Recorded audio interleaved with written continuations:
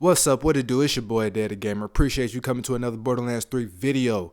In today's video, I'm going to be talking about Ultimate Gun Damage Moze 2.5. If you want to support the channel, make sure you like and subscribe for more Borderlands 3 content and video game content as a whole. If you want to go beyond that, there is a donation link in the description below. So anything you donate will help the channel out and help bring out better quality videos and such. There is also a link to the Ultimate Gun Damage Moze 2.0 video in the link in the description as well. But now this is 2.5, and there isn't really much skill tree changes, just gear changes as much as anything. So if you don't have DLC or even DLC 4, this video will help you if you're using this build or you want to play around with this build. I have some substitutions for you. And starting with those, we're going to start with the shields. We have the Druidic Shield and the Hot Foot. They both give you max health per second, plus 5% max health, and they both give you movement speed and things of that nature. The Druidic gives you max capacity, and you get 8% health and 17% resistance to the last damage with the Hot Foot. These are random drops, or you can find them in vending machines. Now, these, I tried them out. They work well with this build and stuff. So if you don't have a transformer even, just find you one of these, and you will be great and good to go and they should be able to hold you over until you can get you a plus ultra shield or a transformer of the such. Now, let's move on to class mods. I know I've mentioned class mods before in the previous video, but just to update and let people know what is the recommended for this. The recommended would be Bloodletter, Blastmaster, Flare, and Rocketeer. Those 4 class mods are going to be the class mods you want with this build. They work the best with Bloodletter and the Blastmaster sharing the number 1 and 2 spot, and then the Flare and the Rocketeer rounding it out. Now, with the Flare and the Rocketeer, I know they kind of similar in a way, but with the Flare, you overall get more damage than the Rocketeer. But you can also use the Rocketeer and the Maliwan takedown on the bridge part and just kind of draw aggro and stand behind that bubble shield and just mow down the enemy with Iron Bear. It's a really good tactic that I started doing in the Maliwan takedown, and yeah, it's really, really fun. So let's move on to the artifacts. Obviously, the Pearl, once again, I don't think I really need to mention the Pearl at this point. We all know the Pearl is going to give us max damage or somewhat of max damage with any build you try or make. So in this build, you're going to want a Deathless. I'm pretty sure I mentioned this before, but just to mention it again, you're going to want a Deathless, any Deathless to help. So on the screen right now should be my Loot Expanding Deathless and the Elemental Projector Deathless. If anything, just try and get you an Elemental Projector Deathless because the splash damage that we are dealing more or less is going to be elemental, whether it's fire, radiation, cryo, and so on.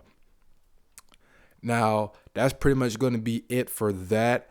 And as far as gear, I don't know if I mentioned the Chaos in the last video or not, so I'll mention it here. If you're not able to get a flipper or anything like that, because the flipper is going to be your main SMG, but the Chaosin is good as well. It was good when it first came out. It is still good, and it still holds weight, and it feels good having the Chaosin in your hands. So you can get a Chaosin. The Chaosin to be used for mobbing. You can try and boss with it. If you could pull it off, more power to you. But me, I haven't been able to pull it off bossing. So it might not be able to boss, but you can definitely mob with this weapon. You can go through Athena's, clap everybody. You can go through any trial, clap them. I'm pretty sure you could take this in the slaughter rounds, clap them, all of that. So pretty much, yeah, that's pretty much it for the gear, just the Chaos. And I think as far as weapons go, yeah, the Chaos was pretty much the only thing. And the Rebound is a DLC 4 weapon. The Rebound is pretty fun gun. I actually like it. You could do a lot of splash damage with it. It shoots projectiles and stuff like that. So I guess it can boss depending on what boss you fight. But more or less, this is just used for mobbing as well. But other than that, as far as the weapons are still the same. You're going to want a Prompt Critical. You're going to want Sandhawks. And you're going to want a Plague Bearer. And I don't know if I mentioned the Plague Bearer in that video. But now that I mentioned it, Plague Bearer, you're going to want a Plague Bearer. This is highly recommended to have in your loadout. Get you a Plague Bearer with 300/90 anointment.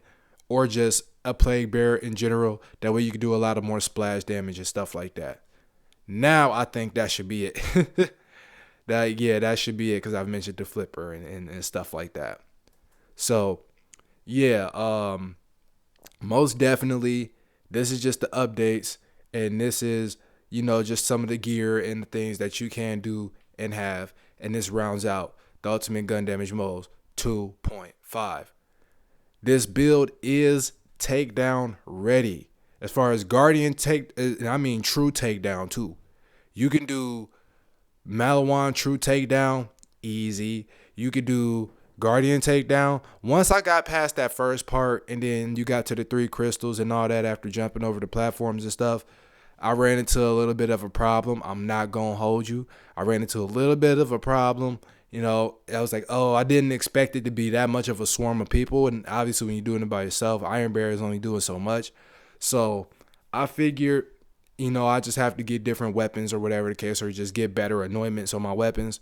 But other than that, I mean, you can still do it. Don't get me wrong. I got to activating and standing in there and all of that. It was just keeping them out the you know, that I had an issue with. But you know, that's all based on tactics, and that's subjective. You know, y'all might have better tactics than me. I might have better tactics than you, so on and so on.